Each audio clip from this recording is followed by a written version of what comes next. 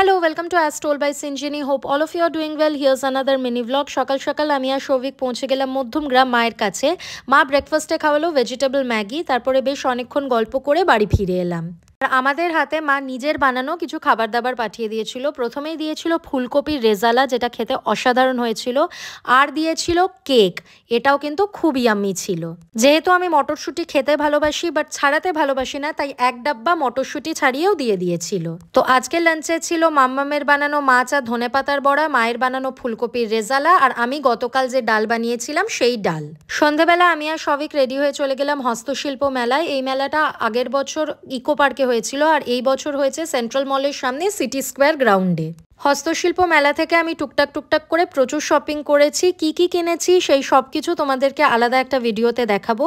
আর যদি তোমাদের এই মিনি ব্লগটা ভালো লেগে থাকে then please make sure to like and also subscribe.